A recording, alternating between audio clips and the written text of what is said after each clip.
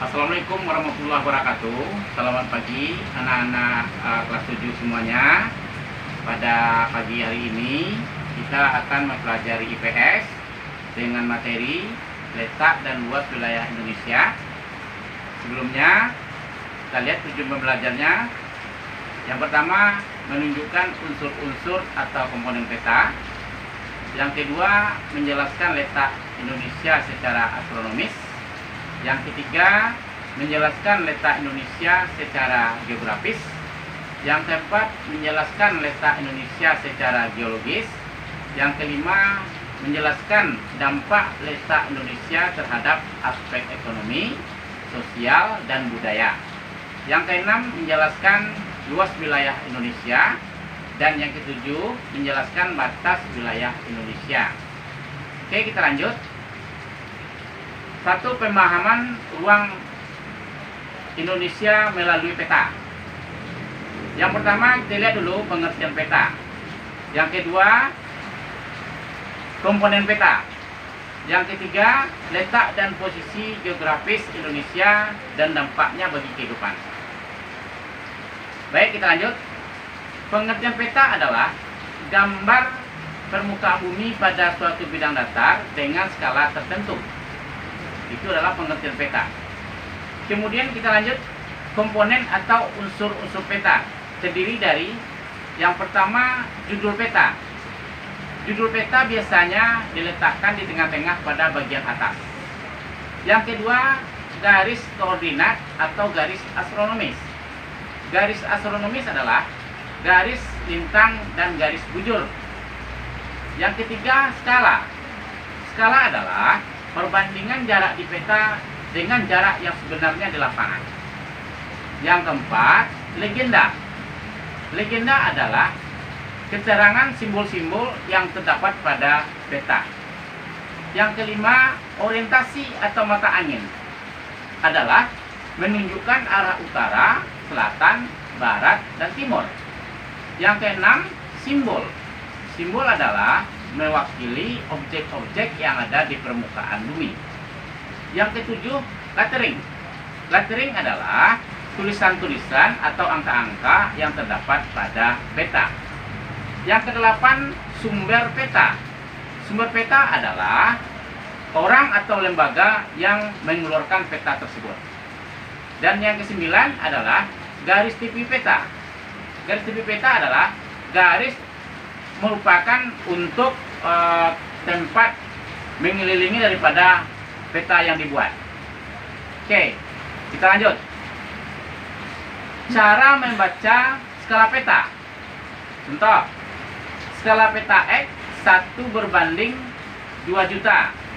Artinya 1 cm pada peta mewakili 20 km jarak sebenarnya.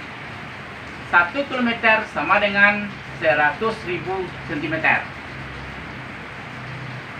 2 juta cm sama dengan 20 km. Kemudian kita lanjut. Cara menghitung jarak berdasarkan skala peta. Contoh, jarak kota A ke kota B pada peta 5 cm. Skala peta 1 berbanding 1 juta. Maka jarak sebenarnya adalah skala sama dengan jarak pada peta atau JP per jarak sebenarnya atau JS. Jarak sebenarnya sama dengan jarak pada peta per skala. JP sama dengan 5 dibagi 1 per 1 juta. JP sama dengan 5 kali 1 juta.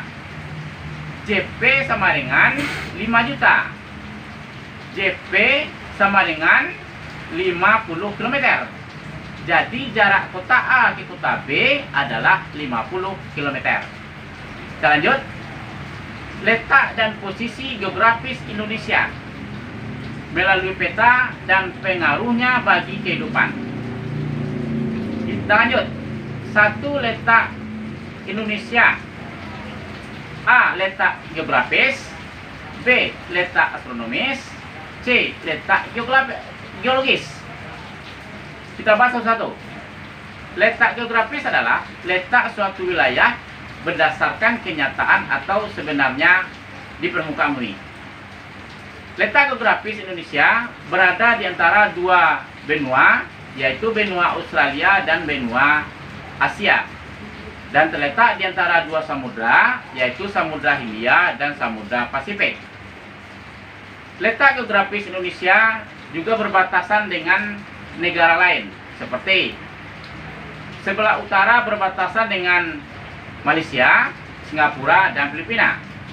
Sebelah selatan berbatasan dengan Australia.